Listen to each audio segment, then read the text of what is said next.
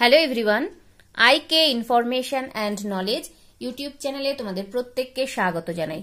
আজকে আমরা এই ভিডিওটির মধ্য দিয়ে ক্লাস 11 ফিজিক্সের ইউনিট 2 থেকে দুটো ইম্পর্টেন্ট অঙ্কের সমাধান তোমাদের সঙ্গে শেয়ার করব।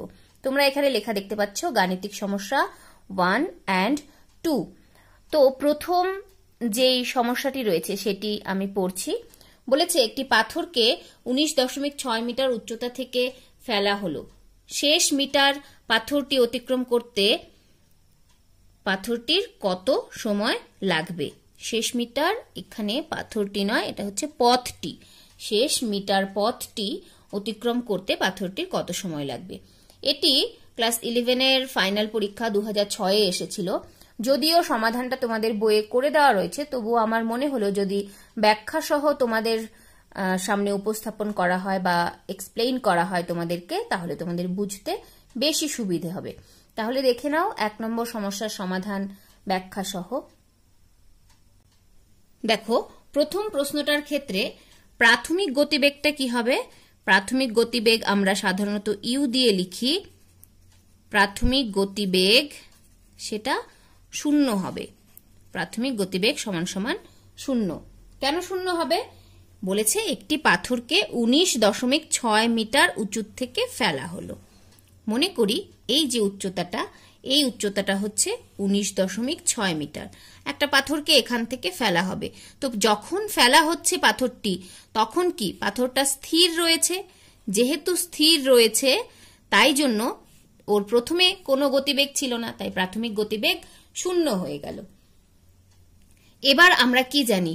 আমরা গতির যে সমীকরণ, সেখান থেকে আমরা জানি এস সমান সমান ইউ টি প্লাস হাফ এ টি স্কয়ার। এই সমীকরণটা আমরা কিন্তু জানি। এক্ষেত্রে কি হবে? এই এ মানে কি? এ হচ্ছে অ্যাক্সিলারেশন বা ত্বরণ। যেহেতু বস্তুটি অভিকর্ষের বলের প্রভাবে বা অভিকর্ষ বলের প্রভাবে নিচের দিকে পড়ছে, তাই এ এই ত্বরণটা হয়ে যাবে অভিকর্ষজ ত্বরণ জি, এবং এই যে ইউটা রয়েছে প্রাথমিক গতিবেগ, সেই ইউটা হয়ে যাবে 0। তাহলে এই ইউ এর জায়গায় যদি আমরা 0 বসাই, এই টোটাল রাশিটা 0 হয়ে যাবে, এবং এই এর জায়গায় জি বসালে আমরা কি পাবো? পরের লাইনে লিখছি এস সমান সমান হাফ জি টি স্কয়ার। এই সূত্রটা আমরা পাবো। বা এখান থেকে আমরা টি এর ভ্যালু বের করি, তাহলে টি স্কয়ার সমান সমান কি পাবো? 2s by G. 2s by জি, বা টি সমান সমান কি পাবো? Root over 2s by G. Root করে দিলাম। এবার ধরা যাক যখন s সমান সমান 19.6 মাইনাস 1, বলেছে শেষ 1 মিটার। তার মানে 19.6 মিটারের থেকে 1 বিয়োগ করলে কত পাবো আমরা? 18.6।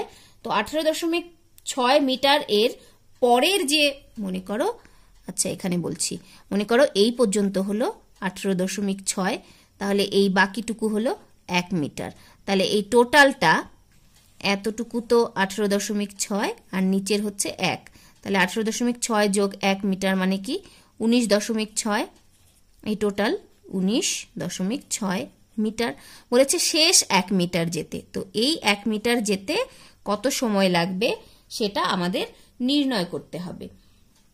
তাহলে ধরা যাক, লিখছি, ধরা যাক যখন এস সমান সমান 19.6 বিয়োগ 1 মানে হচ্ছে 18.6 মিটার, এবং এস সমান সমান 19.6 মিটার,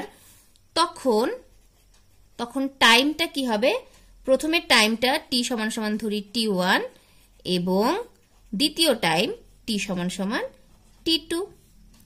এটাকে আমরা 1 নং ইকুয়েশন দিই। সুতরাং তাহলে আমরা 1 নং সমীকরণ থেকে কি পাবো? 1 নং থেকে পাই যখন টি সমান সমান t1, তখন আমরা s সমান সমান কত? 18.6 পাবো, বা 18.6। সুতরাং আমরা এই 1 নং সমীকরণ থেকে আমরা লিখতে পারি যে t1 সমান সমান root over 2 into S. S মানে তখন কত? 18.6। 18.6 ডিভাইডেড বাই জি। জি এর মান মনে রাখবে 9.8 meter, 9.8 meter per second square, যেহেতু এটা ত্বরণ। বোঝা গেল? এবার এটা যদি আমরা ক্যালকুলেশন করি কত পাবো? ক্যালকুলেশন করলে পাবো 1.948 সেকেন্ড। একই রকম ভাবে আমরা T2 বের করব এবং T সমান সমান যখন T2 তখন S সমান সমান কত? 19.6। তো T2 সমান সমান পাবো √2 ইন্টু S মানে 19.6 হয়ে যাবে। 2 ইন্টু 19.6 ডিভাইডেড বাই জি মানে 9.8। এটাকে যদি আমরা ক্যালকুলেশন করি আমরা পাবো 2 সেকেন্ড। 2 সেকেন্ড। তাহলে সুতরাং এবার আমরা লিখতে পারি, সুতরাং শেষ মিটার পথটি অতিক্রম করতে সময় লাগবে T2 মাইনাস T1 সমান সমান 2 সেকেন্ড মাইনাস 1.948 সেকেন্ড সমান সমান হিসেব করলে আমরা কত পাবো? কত সময় লাগবে? 0.052 সেকেন্ড। 0.052 সেকেন্ড। এটি হলো আমাদের এই প্রশ্নটির উত্তর। তাহলে এই ধরনের প্রশ্নগুলো তোমরা কিন্তু মনে মনে ছবি এঁকে বা খাতায় ছবি এঁকেও করতে পারো, যে কি হচ্ছে ঘটনাটা। 19.6 মিটার যেতে হবে, তো লাস্ট 1 মিটার যেতে কতটা সময় লাগবে। তাহলে আমরা দেখে নিই যে লাস্ট 1 মিটার বাদে কত মিটার পাচ্ছি, 18.6 মিটার। তাহলে সেটা যেতে কত সময় লাগে এবং টোটালটা 19.6 মিটার যেতে কত সময় লাগে। তাহলে এই টোটালটার থেকে 18.6 বিয়োগ করে দিলেই তো আমরা এই 1 মিটারের জন্য পাবো, তাই না? ছবি থেকেও বোঝা যাচ্ছে। এবং এই সমস্ত অঙ্কগুলো করার ক্ষেত্রে আরো একটা জিনিস যে মনে রাখতে হবে, কোন ফর্মুলাটা আমাদের অ্যাপ্লাই হবে, কোন ফর্মুলাটা অ্যাপ্লাই করতে হবে গতির সমীকরণ থেকে। এক্ষেত্রে যেহেতু দূরত্বটা বের করতে বলেছে তাই দূরত্বর যে ফর্মুলা সেটা আমরা ইউজ করব, এবং প্রাথমিক গতিবেগটা যেহেতু 0 তাই প্রাথমিক গতিবেগটাকে 0 করে দেব। এই জিনিসগুলো তোমাদের খেয়াল রাখতে হবে প্রত্যেকটা অঙ্ক সমাধানের জন্য। এবার আমরা দেখে নেব 2 নম্বর প্রশ্নের উত্তর। 2 নম্বর প্রশ্নটা কি বলেছে? ভিন্ন উচ্চতা থেকে ছাড়া দুটি অবাধে পতনশীল বস্তু একই সঙ্গে ভূমিতে পৌঁছলো। প্রথম এবং দ্বিতীয় বস্তু দুটি ভূমিতে পৌঁছতে সময় নেয় যথাক্রমে T1 সমান সমান 2 সেকেন্ড এবং T2 সমান সমান 1 সেকেন্ড। যখন দ্বিতীয় বস্তুটি ছাড়া হয় তখন প্রথম বস্তুটি কত উচ্চতায় ছিল? তাহলে এই প্রশ্নটার সমাধান দেখে নাও ব্যাখ্যা সহ। এই সমাধানের জন্য আমরা একটা ছবি আঁকি। ধরা যাক বস্তুটি H1 উচ্চতা থেকে ছাড়া হচ্ছে। এইখানে এ একটা বিন্দু যার উচ্চতা হচ্ছে H1, এই বিন্দুটা হচ্ছে O। এই H1 উচ্চতা থেকে মনে করো ছাড়া হচ্ছে। এবার আরো একটা বিন্দু আছে B, যেখান থেকে দ্বিতীয় বস্তুটিকে ছাড়া হচ্ছে, তার উচ্চতা মনে করো H2। তাহলে কি লিখতে হবে? ধরা যাক প্রথম বস্তুটি H1 উচ্চতা থেকে ছাড়া হয়েছে এবং সেটি H2 মানে এখানে ছিল, H2 উচ্চতায় ছিল যখন দ্বিতীয় বস্তুটি ছাড়া হয়। সুতরাং দ্বিতীয় বস্তুটি ছাড়ার আগে প্রথম বস্তুটি কত সময়? মনে করি এই সময়টা T1, এই সময়টা T2। তাহলে দ্বিতীয় বস্তুটি ছাড়ার আগে প্রথম বস্তুটি T1 মাইনাস T2 সময়ে কত উচ্চতা নামবে? H1 minus H2। এই যে উচ্চতাটা, এই উচ্চতাটা নামবে, এটা হচ্ছে H1 মাইনাস H2, সেটা T1 মাইনাস T2 সময়ে নামবে, যেটা দেওয়া আছে। T1 দেওয়া আছে 2 সেকেন্ড, T2 দেওয়া আছে 1 সেকেন্ড। এবার আমরা এক্ষেত্রেও কোন ফর্মুলা অ্যাপ্লাই করব? সেই সেম ফর্মুলা, আগের যে অঙ্কটা, S is equals to UT plus half AT square. এখানে S মানে উচ্চতা বোঝানোর জন্য আমরা এখানে H লিখেছি, তাই H1 প্রথম ক্ষেত্রে H1 সমান সমান পাবো হাফ G T1 স্কয়ার। কেন UT হলো না? কেননা প্রথমে যে বস্তুটাকে ছাড়া হলো স্থির ছিল, স্থির অবস্থা থেকে ছাড়া হয়েছে, তাই জন্য প্রাথমিক গতিবেগ 0 এবং এ হাফ এটি স্কয়ার, ওই এ যে ত্বরণ সেটা গ্র্যাভিটেশনাল অ্যাক্সিলারেশন বা অভিকর্ষজ ত্বরণ দ্বারা রিপ্লেস করে দিলাম আমরা। এবার আমরা h1 মাইনাস h2 মান বের করি। h1 সমান এটা আমরা পেলাম। এবার h1 মাইনাস h2 সমান সমান তাহলে কি পাবো, হাফ ইন্টু জি, এই t1 স্কয়ারের জায়গায় আমরা পাবো t1 square minus t2 square. এই সমীকরণকে আমরা 1 নম্বর সমীকরণ দিই, এই সমীকরণটাকে আমরা 2 নম্বর সমীকরণ দিই। এবার আমরা 1 আর 2 নং সমীকরণ থেকে কি পাবো দেখে নাও। সুতরাং 1 ও 2 নং সমীকরণ, 1 ও 2 নং সমীকরণ থেকে পাই কি পাবো, 1 নং সমীকরণ থেকে আমরা যদি h2 আচ্ছা বিয়োগ করি, তাই তো, তাহলে হাফ জি t1 স্কয়ার মাইনাস এই h1 এর মান এখান থেকে বসালাম, ঠিক আছে, এই h1 মাইনাস h2, তো h1 এর মান বসালাম হাফ জি t1 স্কয়ার, এখানে বসালাম মাইনাস h2 সমান সমান হাফ জি t1 মাইনাস t2 তার হোল স্কয়ার। আচ্ছা এখানে না একটা ভুল হয়ে গেছে, এই t1 মাইনাস t2 আলাদা স্কয়ার হবে না, এটা না হোল স্কয়ার হবে, যেহেতু t স্কয়ার আছে তাই t1 মাইনাস t2 মানে t তার স্কয়ার, এটা হোল স্কয়ার হবে। তাহলে আমরা এই মানটা বসিয়ে এই সমীকরণটা পেলাম, হাফ জি t1 স্কয়ার মাইনাস h2 সমান সমান হাফ জি t1 মাইনাস t2 তার হোল স্কয়ার। 1 আর 2 নং সমীকরণ থেকে আমরা পেলাম। বা এখান থেকে আমরা এবার সমাধান করি, সমাধান করলে কি পাবো, h2 সমান সমান হাফ জি, দেখো এখানে একটা t1 স্কয়ার আছে, আবার এই দিক থেকেও একটা আমরা t1 স্কয়ার পাবো, তাহলে সেটা হয়ে যাবে 2t1 minus t2 into t2, যেহেতু t2 তার স্কয়ার আছে তাই t2 স্কয়ার, এখানে 2t1 t2, t1 square t2। এরপর আমরা কি করব, এরপর আমরা মান বসাবো। মান বসালে কি পাবো, দেখো হাফ ইন্টু জি মানে কত 9.8 ইন্টু 2 ইন্টু t1 মানে কত দেওয়া আছে 2 সেকেন্ড মাইনাস t2 মানে 1 সেকেন্ড ইন্টু t2 মানে আবার 1 সেকেন্ড।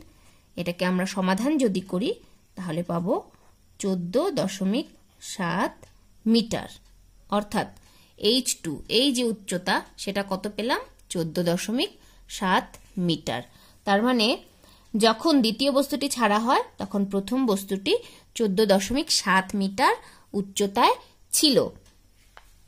আচ্ছা এই জায়গাটায় তোমাদের যদি বুঝতে অসুবিধে হয় তাহলে আমি এখানে করে দিচ্ছি, একটু রাফে দেখে নাও, এখান থেকে কি করে এই লাইনটা পেলাম, এই ব্যাপারটা বুঝলে তো এখানে কিন্তু আলাদা স্কয়ার হবে না, হোল স্কয়ার হবে, ঠিক আছে, জি টি স্কয়ার, তার মানে t1 মাইনাস t2 তার হোল স্কয়ার। এবার আবারও বলছি আমি, h1 এর মান এখানে বসাও, তাহলে কি পাবো আমরা, এই 1 নং সমীকরণ থেকে h1 এর মান 2 নং এ বসাও, তাহলে কি পাবো, h1 মানে হাফ জি t1 স্কয়ার মাইনাস h2 সমান সমান হাফ জি, এটাকে আমরা লিখতে পারি a মাইনাস বি তার হোল স্কয়ার, কি লিখতে পারি a square minus 2 t1 t2 plus t2 তার square, a square minus 2ab plus b square, a minus b whole square. এবার আমরা কি করব, বা এখান থেকে লিখতে পারি আমরা এই যে হাফ জি t1 স্কয়ার আছে সেটাকে আমরা ডান দিকে নিয়ে যাই, তাহলে এই বা দিকে থাকবে মাইনাস h2। আচ্ছা এটা তোমরা দেখতে পেলে না, এখন দেখতে পাবে। এখানে কি করলাম বলতো, t1 মাইনাস t2 তার হোল স্কয়ার করে দিলাম, মানে a square minus 2ab plus b square করে দেওয়া হলো, আর এখানে এই যে h1 এর মান সেটা বসানো হলো। এবার সাইড চেঞ্জ করব, এই যে হাফ GT1 স্কয়ার আছে সেটাকে ডান দিকে নিয়ে যাব, তাহলে H2 থাকলো বাঁ দিকে শুধু, তাহলে H2 সমান সমান এটাকে আমরা ডান দিকে নিয়ে যাব, তাহলে প্লাস ছিল মাইনাস হয়ে যাবে, মাইনাস হাফ GT1 স্কয়ার। এদিকে ডান দিকে আগে থেকে কি ছিল, প্লাস হাফ জি গুণ করে লিখি T1 স্কয়ার প্লাসে মাইনাসে মাইনাস, এই হাফ আর এই 2টা কেটে যাবে, তাহলে এই 2 আর হাফটা গুণ করলে কেটে গিয়ে কি থাকবে, GT1 T2, এবার প্লাস হাফ GT2 তার স্কয়ার, এরকমটা থাকবে। আচ্ছা, এরপরে আমরা কি পাবো, বা দেখো এখান থেকে half GT1 square minus plus কেটে যাচ্ছে, বা মাইনাস H2 সমান সমান এদিকে ডান দিকে কি থাকছে, minus GT1 T2 plus half GT2 square, half GT2 square. আমি নিচের দিকে লিখছি, এখানে লিখছি, তাহলে বা মাইনাস H2 সমান সমান কত পাচ্ছি, minus GT1 T2 plus half GT2 square, এরকম পাচ্ছি আমরা। তাহলে এবার যেটা করতে হবে, সবগুলোকে প্লাস করে দিই, H2টাকে প্লাস করে দিই, মানে সাইন চেঞ্জ হয়ে যাবে, যেটা প্লাস ছিল সেটা মাইনাস হয়ে যাবে, যেটা মাইনাস ছিল সেটা প্লাস হয়ে যাবে, তাহলে এটা প্লাস হয়ে গেল, এটা প্লাস হয়ে গেল, এইটা তাহলে মাইনাস হয়ে যাবে, মাইনাস কমন নিলাম বা মাইনাস দিয়ে উভয় পাশে গুণ করে দিলাম। বা এখানে কি লিখতে পারি, এরপরে আমরা যদি এই হাফ জিটা কমন নিই, জি তো দুই জায়গাতেই রয়েছে, সুতরাং আমরা হাফ জিটা কমন নিয়ে নেব, হাফ জি। এখানে যেহেতু হাফটা নেই, জোর করে হাফ কমন নেওয়া হলো, তাই জন্য আমরা এখানে লিখতে পারি 2T1 T2 মাইনাস T2 তার স্কয়ার, বোঝা গেল। এবার পরের লাইনে আমরা কি লিখতে পারি দেখে নাও, পরের লাইনে এই T2টাকে যদি আমরা কমন নিয়ে নিই, T2টাকে কমন নিলে একটা T2 এখান থেকে কমন বাইরে লিখলাম, T2 স্কয়ার আছে, তাহলে এখানে একটা T2 হবে না, কি পেলাম, হাফ জি 2T1 minus T2 into T2, এটাই তো এখানে আছে, H2 সমান সমান হাফ জি 2T1 minus T2 into T2। দেখো এটার সঙ্গে এটার একদম মিল আছে, তো কি করে এই লাইনটা পেলাম আমরা সেটা কিন্তু ব্যাখ্যা করে দিলাম। আশা করি এখন আর তোমাদের বুঝতে কোনো অসুবিধে হবে না।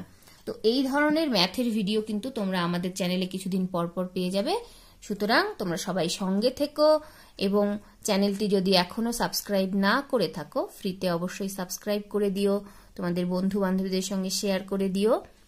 ধন্যবাদ তোমাদের সকলকে।